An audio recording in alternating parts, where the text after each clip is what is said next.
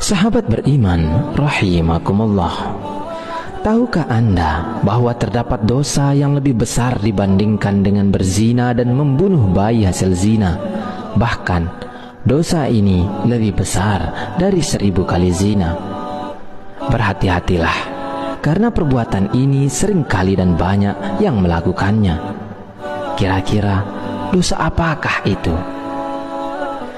Dikisahkan pada suatu senja yang lenggang di zaman Nabi Musa alaihi salam, terlihat seorang wanita berjalan terhuyung-hayang, pakaiannya yang serba hitam menandakan bahwa ia berada dalam duka cita yang mencekam. Tudung kepalanya menangkup rapat hampir seluruh wajahnya, tanpa rias muka atau perhiasan menempel di tubuhnya. Kulit yang bersih, badan yang ramping, dan roman mukanya yang ayu tidak dapat menghapus kesan kepedihan yang tengah meroyak hidupnya. Ia melangkah terseret-seret mendekati kediaman rumah Nabi Musa alaihi salam. Diketuknya pintu perlahan-lahan sambil mengucap salam. Maka terdengarlah ucapan dari dalam, "Silahkan masuk." Perempuan cantik itu pun lalu berjalan masuk sambil kepalanya terus menunduk. Air matanya berderai tatkala ia berkata, "Wahai Nabi Allah, tolonglah saya, doakan saya agar Tuhan berkenan mengampuni dosa keji saya." "Apa dosamu, wahai wanita ayu?" tanya Nabi Musa alaihi salam. "Saya takut mengatakannya," jawab wanita ayu tersebut. "Katakanlah, jangan ragu-ragu," desak Nabi Musa. Maka perempuan itu pun secara ketakutan bercerita, "Saya telah berzina." Kepala Nabi Musa terangkat, hatinya tersentak. Perempuan itu pun meneruskan ceritanya, "Dari perzinaan itu saya pun hamil. Setelah anak itu lahir kemudian saya langsung mencekik lehernya sampai meninggal," ucap wanita itu seraya menangis sejadi-jadinya.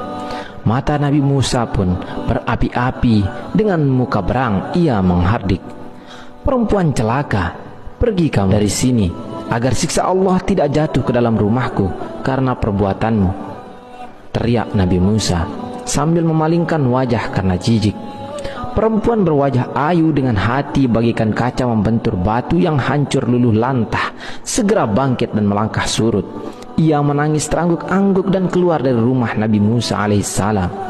Ratap tangisnya amat memilukan. Ia tak tahu harus kemana lagi hendak mengadu. Bahkan ia tak tahu kemanakah kakinya akan melangkah. Bila seorang nabi saja sudah menolaknya, bagaimana pula manusia lain bakal menerimanya? Terbayang olehnya betapa besar dosanya, betapa jahat perbuatannya. Setelah wanita ayu keluar dari rumah Nabi Musa, malaikat Jibril pun turun mendatangi Nabi Musa.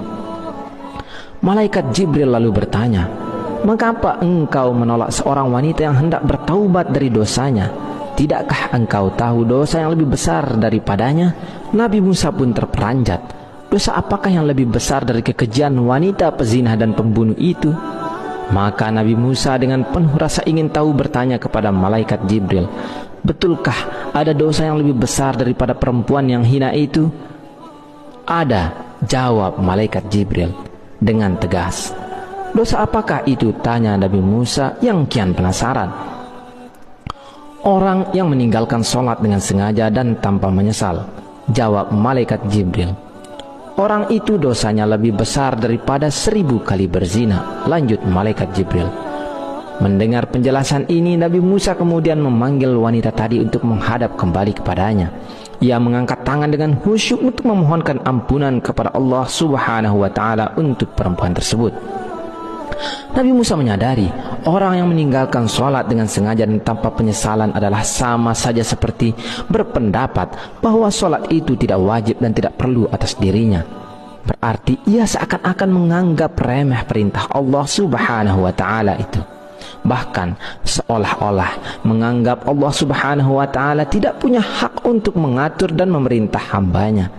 Sedangkan orang yang bertaubat dan menyesali dosanya dengan bersungguh-sungguh berarti masih mempunyai iman di dadanya dan yakin bahwa Allah itu ada. Itulah sebabnya Allah pasti mau menerima kedatangannya.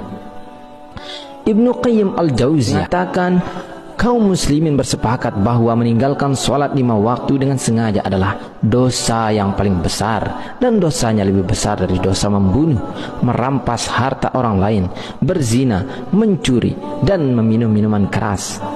Orang yang meninggalkan akan mendapat hukuman dan kemurkaan Allah Subhanahu wa Ta'ala, serta mendapatkan kehinaan di dunia dan akhirat. Di dalam riwayat lain juga dijelaskan bagaimana kejamnya siksaan bagi mereka yang meninggalkan sholat.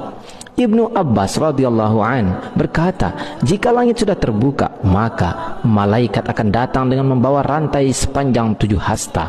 Rantai tersebut akan digantungkan kepada orang yang tidak melaksanakan sholat, kemudian dimasukkan ke dalam mulutnya dan akan keluar dari duburnya. Kemudian malaikat mengumumkan, ini adalah balasan orang yang menyepelekan perintah Allah.